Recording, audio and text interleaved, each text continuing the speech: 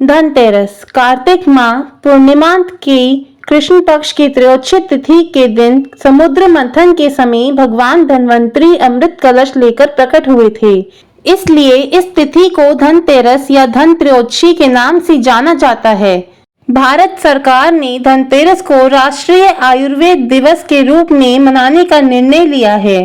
प्रथा धन्वंतरी जब प्रकट हुए थे तो उनके हाथों में अमृत से भरा कलश था। भगवान धन्वंतरी चूंकि कलश लेकर प्रकट हुए थे, इसीलिए ही इस अवसर पर बर्तन खरीदने की परंपरा है।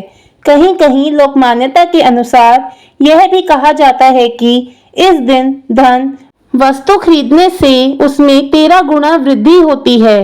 इस अवसर पर लोग धनिया के बीज खरीद कर भी घर में रखते हैं। दीपावली के बाद इन बीजों को लोग अपने बाग बगीचों में या खेतों में बोते हैं। धनतेरस के दिन चांदी खरीदने की भी प्रथा है, जिसके संभव ना हो पाने पर लोग चांदी के बने बर्तन खरीदते हैं। इसके पीछे यह कारण माना जाता है कि यह चंद्रमा का प्रतीक है, जो शीतलता प्रदान करता है और मन में संतोष रूपी धन का वास होता है। संतोष को सबसे बड़ा धन कहा गया है। जिसके पास संतोष है वह स्वस्थ है, सुखी है और वही सबसे धनवान है। भगवान धन्वंतरी जो चिकित्सा के देवता भी हैं, उनसे स्वास्थ्य और सेहत की कामना के लिए संतोष रूपी धन से बड़ा कोई धन नहीं है। लोग इस दिन ही दीपावली की रात लक्ष्मी गणेश की पूजा हेतु मूर्ति भी खरीदते हैं। धनतेरस की शाम घर के बाहर मुख्य द्वार पर और आंगन में दीप जलाने की प्रथा भी है। इस प्रथा के पीछे एक लोक कथा है। कथा के अनुसार किसी समय में एक राजा थे जिनका नाम हेम था। देव कृपा से उन्हें पुत्र रत्न की प्राप्ति हुई। ज्योतिषियों ने जब बालक की कुंडली बनाई तो पता चला कि बालक का विवाह जिस दिन होगा उसके ठीक 4 दिन बाद वह मृत्यु को प्राप्त होगा।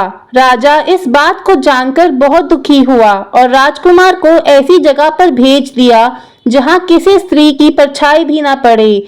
देव योग से एक दिन एक राजकुमारी उधर से गुजरी और दोनों एक दूसरे को देखकर मोहित हो गए और उन्होंने गंधर्व विवाह कर लिया। विवाह के पश्चात विधि का विधान सामने आया और विवाह के 4 दिन बाद यमदूत उस राजकुमार के प्राण लेने आ पहुंचे। जब यमदूत राजकुमार के प्राण ले जा रहे थे, उस वक्त नवविवाहिता उसकी पत्नी का विलाप सुनकर उनका हृदय द्रवित हो उठा, परंतु विधि के अनुसार उन्हें अपना कार्य करना पड़ा।